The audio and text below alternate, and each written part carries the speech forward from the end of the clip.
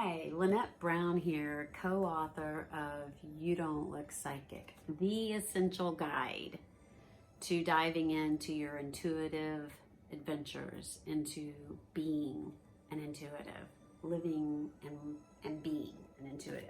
So, welcome to Mystical Monday. How are you this week? How's it going? This week, I received the guidance to talk about, just briefly, hopefully briefly, about overgiving.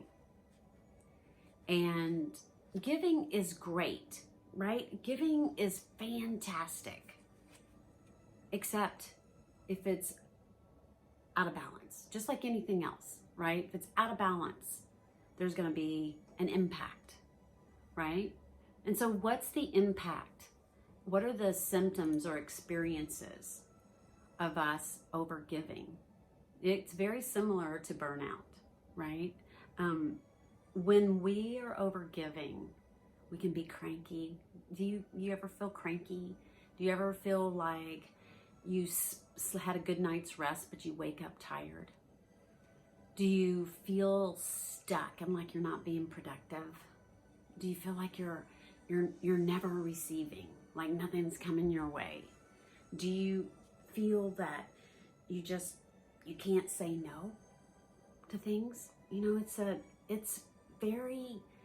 one of those times when you overgive. Sometimes we don't even realize it, right? For me, it shows up a lot of times like I'm critical of everything. I notice everything that's not perfect. Nothing is perfect, right? The other thing that's behind that comes with overgiving, what it creates within us is a resentment.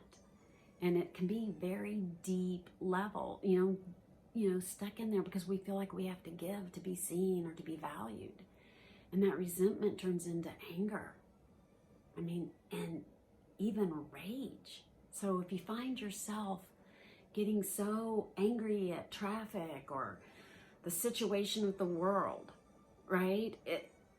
Just know that this could be that you're overgiving and that you're burned out, right? You haven't spent, enough time on yourself.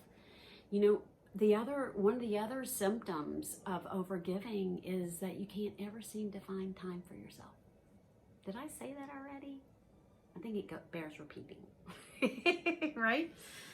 The other thing I always check for myself, am I working more than I'm playing? And with this whole experience that we've had this year plus with the COVID conversation, there's a lot of our play that's felt like it's been restricted, So do you feel like your play's been restricted? I know for me, I haven't been able to go jet around and hang out with my girls, my girlfriends, my inner circle where I get to go play and blow off steam and forget all the other stuff. Right? Could be what's happening. The one thing too we want to remember about overgiving is it can cause us to overconsume, either eating or working or time or whatever, right? Shopping, whatever. Overconsume because there's that whole go, right? I have a very dear friend who is become an expert in this conversation. It's Erin Rocchio, and you can find her at Wholeness at Work here on Instagram. And she is powerful and has even written a book about how to manage and work around burnout, overgiving, right? So check her out on Instagram. She's phenomenal.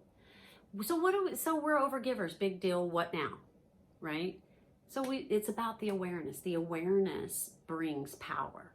And we can check and say, can I say no? Alan Cohen, I believe, said that if it's not a hell yeah, it's a hell no. So maybe live from that perspective of if it's not a hell yeah, it's a hell no. And I need to be clear in my no. Like, I'm sorry, I can't do that. Not, oh, I'll try, or maybe, be clear in your communication and say no, to honor yourself, to honor your well-being, right? This is not about not giving to others. But just like if you were on a plane, what do? You put your oxygen mask on before assisting others, right? So what's another thing that we can do for overgiving? Yeah, all the other self-care stuff. Another way that I love to work for myself with overgiving when I'm feeling this way. I like to do a lot of clearing work, a lot, sacred baths, but I have a teacher, Karina Del Pezo, and she is at Incantations, and she has these amazing crystals, and I love, well, this is just one of them, right? But I love having crystals and rocks around. They really ground me, and I can hold them, and there's something that shifts, right? So check her out. Check out crystals through Karina. And remember, the awareness builds your power. And that this is not about perfection. It's about taking care of yourself so that you can be in service to others, so that you can continue to give, right? Relationships aren't always 50-50. Any parent knows that, right? If you're a parent, you know what that's like. Actually, I got a secret for you. It comes back as grandparents, right? I'm receiving now all that I gave, right, with my kids. So here's the thing. This week, take a look as you go through your week. Notice, am I feeling cranky? Am I feeling irritable? Halt, hungry, angry, lonely, or tired. Check yourself. Check out where you are. Ground yourself. Breathe. And take care of you, because you matter. You matter. And because you're intuitive, and all of you are, whether you have built the practice or not, because you're intuitive, because you're empathic, because you're sensitive, you feel this more intensely. So you need to take more care, okay, to receive. So y'all practice receiving this week, okay? And noticing where do you give, and is it a conscious choice? Or are you doing it because you feel like you'll feel valued, that you'll matter? Okay? I love you all, and we've all been in the boat of overgiving, and now it's okay. There's nothing wrong. It's more about now I know, and so I can take care of, I can manage it. That's what conscious strategies are.